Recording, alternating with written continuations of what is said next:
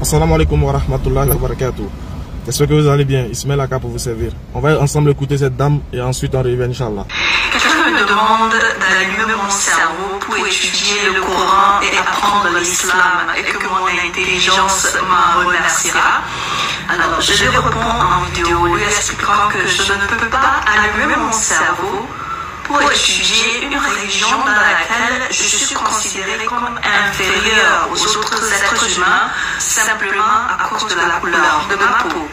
Alors, les gens me disent que non, que en islam, les êtres humains sont égaux devant Allah. Et je me suis posé la question à savoir, si les êtres humains sont réellement égaux devant Allah, comment se fait-il que vous classifiez les gens non musulmans comme des kafirs ou des kafirs? Vous avez entendu la question de la dame. Déjà, elle dit que on lui demande d'allumer son cerveau pour comprendre l'islam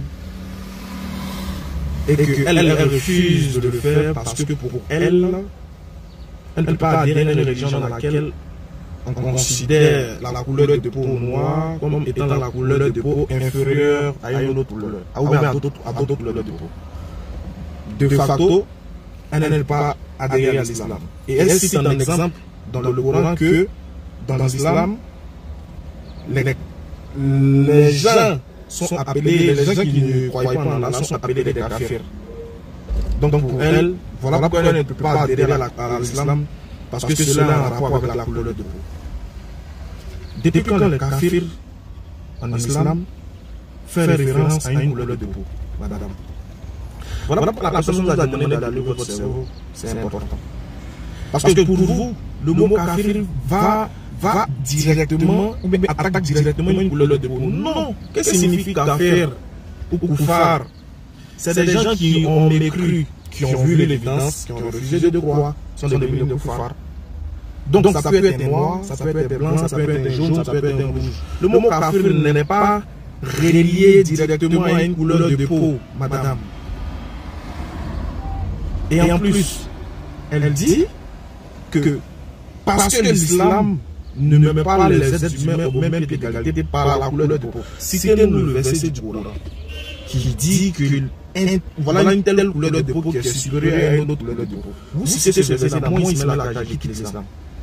Donnez-moi un hadith du prophète où il dit telle couleur de peau est inférieure à telle couleur de peau, ou bien telle couleur de peau est supérieure à telle couleur de peau. Vous nous montrez ce hadith, moi je quitte l'islam. Déjà, le prophète même ne peut pas dire ça. Pourquoi? Parce que lui-même, ses ancêtres, de qui il est issu, on le sent africain. Il est descendant d'Ismaël. La mère d'Ismaël s'appelait Agar. Elle était reine d'Égypte. Mais princesse d'Égypte, on va dire ça. Princesse d'Égypte. Elle a le sang noir qui coulait dans sa veine. Donc, depuis l'ancêtre de notre prophète Mohammed, il y a le sang africain qui coule dans sa veine. Donc, comment il peut venir se placer une couleur de peau supérieure à une autre couleur de peau? Alors que déjà, Allah même dit dans la Sourate 30, verset 22, il dit, parmi ces signes, il y a la variété de vos idiomes et de vos couleurs. Il y a la variété. Le fait qu'il y a plusieurs langues, plusieurs ethnies, plusieurs races, plusieurs couleurs de peau. Dieu dit dans le Coran que c'est un miracle. Déjà. Et dans la Sourate 49, verset 13, Allah dit, Inna akramakum indallahi atqakum. Allah dit, le meilleur d'entre vous, c'est celui qui craint Dieu le plus. Ce n'est pas le blanc, le noir ni l'arabe. C'est ce que le prophète a enchéri dans ce verset expliqué. Il dit l'arabe n'est pas supérieur au blanc. Le blanc n'est pas supérieur à un arabe. Un arabe n'est pas supérieur à un noir. Un noir n'est pas supérieur à un arabe. Que par la piété, lui-même le prophète s'est dit dans sa propre bouche. Comment encore l'islam peut autoriser, peut mettre une couleur de peau au-dessus d'une autre couleur de peau? Alors c'est dans la couleur de peau que l'islam valorise par rapport aux autres. Moi je laisse deux versets où Dieu dit que c'est un miracle que l'homme soit moi. Déjà dans le Coran, il y a un homme, un personnage qu'on appelle Luqman. Les savants nous disent que c'était quelqu'un qui avait une couleur de peau noire. C'était un noir. Il était très sage. Il avait de très belles paroles. Allez-y, la Sourate 31, vous allez voir l'histoire de Luqman. Déjà. Mais on va s'arrêter là. On continue la suite, Inch'Allah. Mais là n'est pas la raison pour laquelle je fais cette vidéo. La dernière fois, j'ai expliqué que la raison pour laquelle je dis que les êtres humains ne sont pas égaux dans l'islam est qu'un homme noir, par exemple, ne peut pas se marier à une saoudienne dans les terres terre saoudienne, un homme noir ne peut pas non plus se marier à une femme marocaine sur les terres marocaines parce que les Marocains et les Saoudiens considèrent la peau noire comme l'héritage d'une peau esclavagiste. Donc si tu nais noir, c'est que tu as pour ancêtre des esclaves et tu ne mérites pas de mélanger ton sang au sang pur marocain au sang saoudien. Déjà, regardez la catastrophe qu'elle vient de nous prendre. Excusez-moi du mot. Elle dit, elle ne peut pas devenir musulmane parce que l'islam met en valeur une couleur de peau par rapport à une autre. Et que la raison pour laquelle elle dit que l'islam, son argument, c'est que dans l'islam, pour elle, un Marocain, un noir ne peut pas épouser une Saoudienne sur sa terre. Ou un noir ne peut pas épouser une Marocaine sur la terre marocaine. Donc ça veut dire pour elle que Dieu ne m'aime pas, ou bien pour elle dans l'islam, les êtres humains sont pas sur le même pied d'égalité. Quel argument? Quel argument? Au 21e siècle, regardez l'argument qu'on nous sort pour nous démontrer que l'islam ne met pas les êtres humains sur le même pied d'égalité. Regardez l'argument qu'elle a cité. Pour une femme dite intellectuelle, ça me surprend, ça me choque. Mais je comprends. Parce que le monsieur avait dit au début d'allumer votre cerveau pour comprendre l'islam. Donc je pense qu'actuellement le cerveau il est sur mode d'ail. Mais je vais essayer de réanimer votre cerveau. Madame, en quoi est-ce que le mariage entre un noir et un saoudien a un rapport avec l'islam? En quoi est-ce que l'islam... Où est le rapport? En quoi est-ce qu'un noir ne peut pas épouser une marocaine a un rapport avec l'islam? Est-ce l'islam qui dit qu'il y a interdiction entre un noir et une arabe de se marier? Est-ce l'islam qui dit qu'il y a interdiction entre un Ivoirien et un Marocain de se marier? Donnez-nous le verset. Citez-nous l'exemple de la vie du prophète Mohammed où il y a un mariage qui s'est refusé.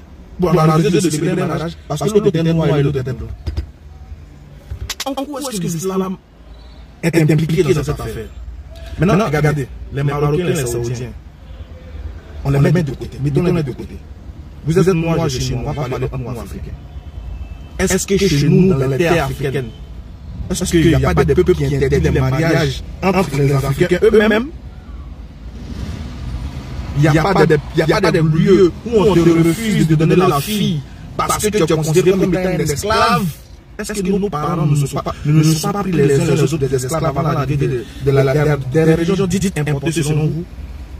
Cheikh Anta Diop, dans le livre L'Afrique noire précoloniale, page 90, il l'a cité. Il dit qu'il y avait un commerce esclavagiste qui se faisait en interne avant même l'arrivée, avant même que les Berbères puissent acheter des esclaves. Et c'est ce qui les a permis d'avoir des esclaves. Parce qu'entre nous-mêmes, nos frères vendaient les autres frères noirs comme étant des esclaves. La preuve, ils étaient conquérir un territoire, ceux qui étaient conquis étaient considérés comme étaient pris en esclavage, étaient tués. Il dit, parmi nous ici, que ce soit en Côte d'Ivoire, en Guinée, au Mali, partout, est-ce qu'il n'y a pas de peuples où on t'interdit la vie parce que tu n'es pas ivoirien, ou bien parce que tu n'es pas de la terre? On voit ici des mariages parce que tu n'es pas forgeron, tu vas marier la Gopel. Parce que ce n'est pas Peul, tu vas marier un tel.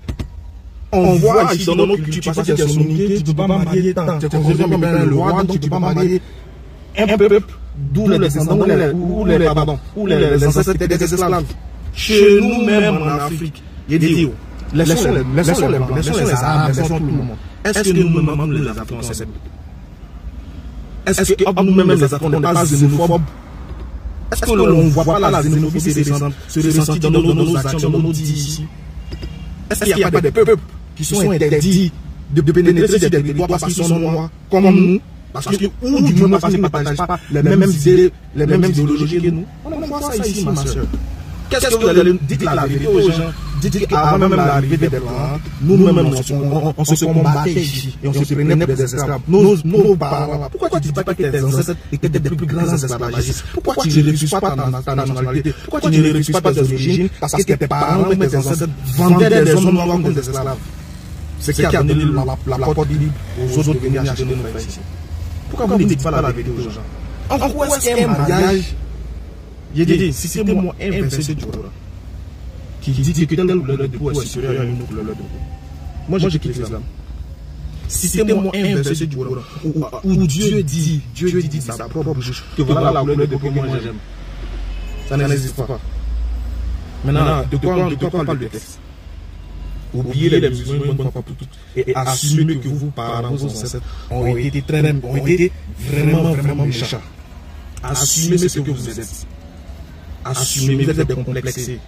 Assumez que vous n'avez pas le cran de vous aimer les uns les autres. Vous n'avez pas la loi. Voilà pourquoi Allah dans le Coran dit il a honoré pour nous, il a honoré le fils d'Adam. C'est le seul livre, le Coran, qui dit que Dieu a permis à ce que les anges se prosternent devant l'homme parce qu'il est considéré comme étant le vicaire, le patron, le boss. Cet homme-là, comment Dieu peut accepter qu'un autre homme lui soit assujetti? Non. Dieu a fait prosterner les anges devant nous pour montrer que nous sommes avant la valeur. Dieu dit ça dans le Coran. Dit j'ai honoré le fils d'Adam. Montrez-nous le verset où Dieu dit que voilà tel le dépôt, c'est selon nous le dépôt. Montrez-nous. Est-ce que parmi les compagnons du prophète, il n'y avait pas les trois? Je vous pose une dernière question. Qu'est-ce qui a valu, avant même l'arrivée de l'islam, avant que l'islam arrive en Arabie Saoudite, sur les terres saoudiennes, il y avait un frère qu'on appelait les Galataires réunis en esclavage, qui était esclave.